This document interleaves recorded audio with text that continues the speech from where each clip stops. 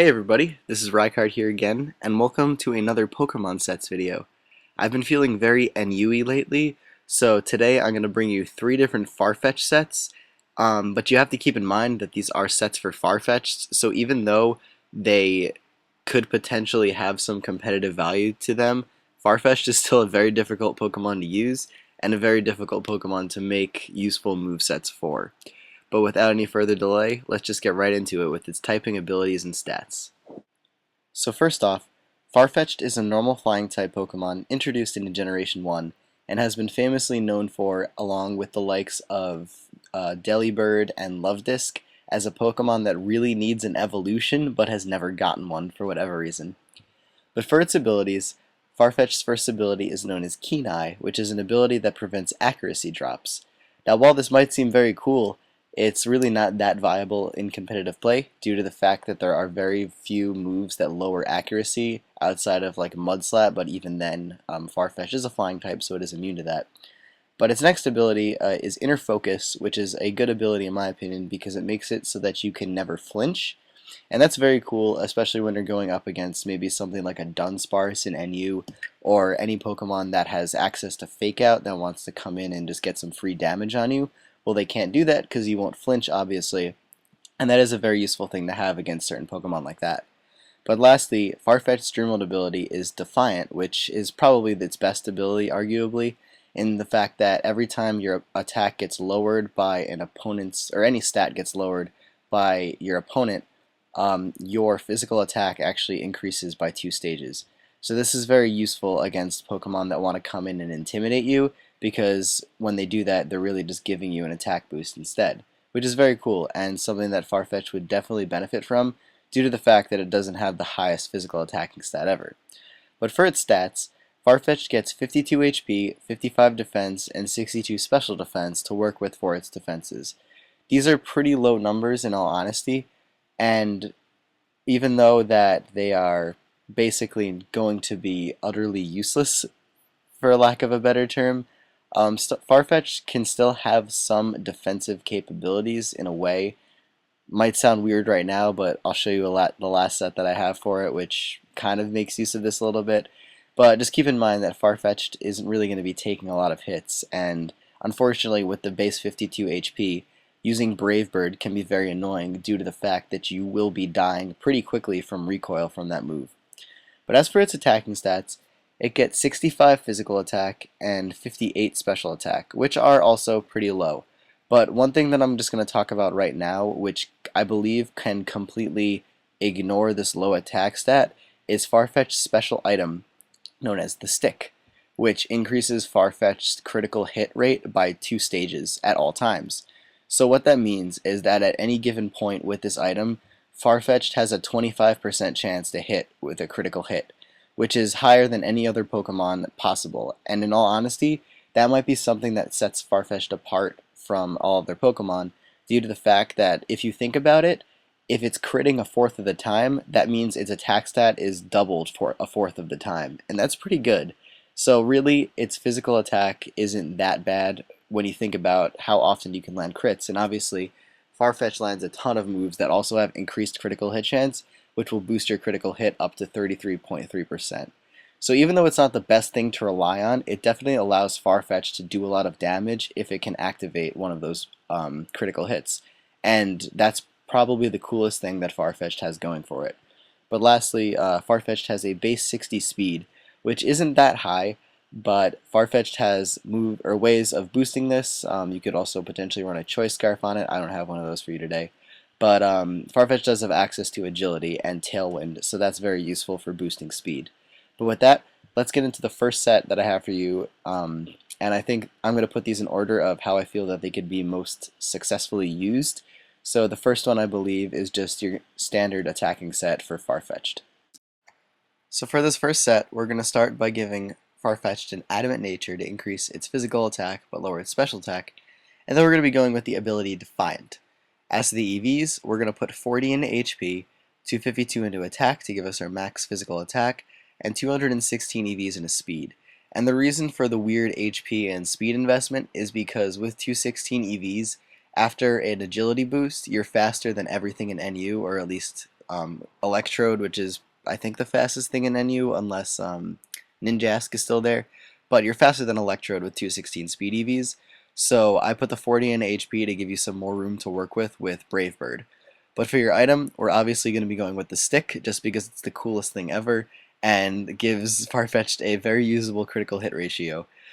But as for the moves, I mentioned two already, the first of which is Agility, which is an excellent move for Farfetch'd because Farfetch'd doesn't have a great speed, so with Agility, you're basically doubling it, and then you're faster than pretty much everything without a choice scarf, which is very cool, and something that Farfetch'd will definitely benefit from on any attacking set, because if you're faster than your opponent, you obviously have a greater chance to attack first, and potentially land one of those crits.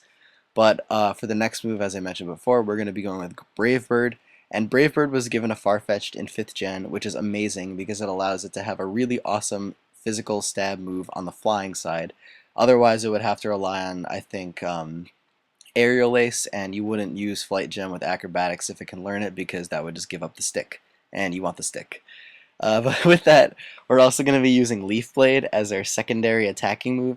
And the reason for this is that Leaf Blade works very well with Brave Bird because it allows it to cover the, what's it called, the rock type thing that Brave Bird is not very effective against rock types. You still have trouble with steel types, but Leaf Blade definitely helps you out in that department. Also, Leaf Blade does have an increased critical hit chance, meaning that every time you use it with the stick, you'll have a 33.3% chance to crit. And in all honesty, if you think about that, think about how often Scald burns or how often Body Slam paralyzes. It's all basically the same.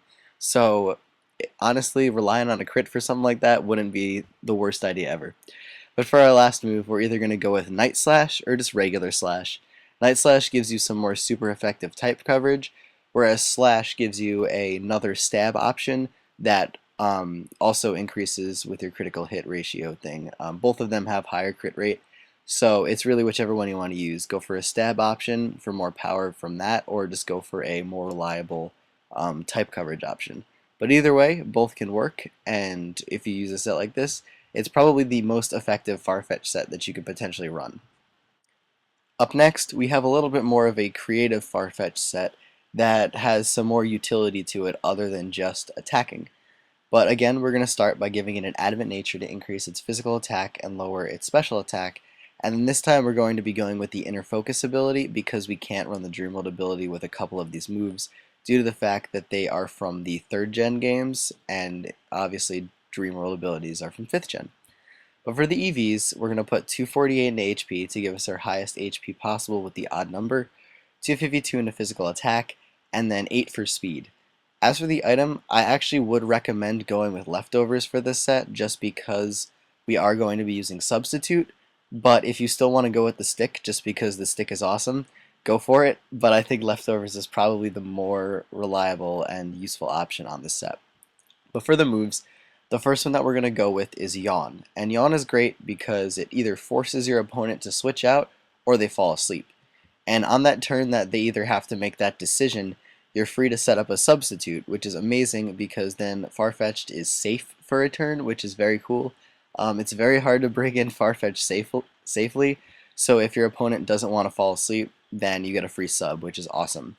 And with that, the first move that we're going to be making use of for attacking purposes is going to be Body Slam. And Body Slam is excellent. It is one of those 3rd gen moves, but it also has that 30% chance to paralyze, which is awesome because we're not running any speed EVs on this set. So any advantage we can get over our opponent in terms of being faster than them will be very welcome. And with that, we're also going to round the set off with Night Slash as a way to give us some more coverage. It'll allow us to hit ghost types that Body Slam can't. You still have a difficult time with steals, but hopefully you're thinking about how you could use Farfetch'd in a way that you can get rid of any steel types on your opponent team to make this set a little bit more effective. But why this set works maybe in a different way than the first one is because you are essentially a dual statuser, but you can attack with Farfetch'd's attack power, which is very cool. Not a lot of Pokemon can really do something like this. It's probably just another alternative option for Farfetch'd to run, and it's pretty cool. So you could potentially put something asleep or paralyze some things, and then you also have your, high attack stat or Farfetch'd attack stat to work with and deal some damage that way.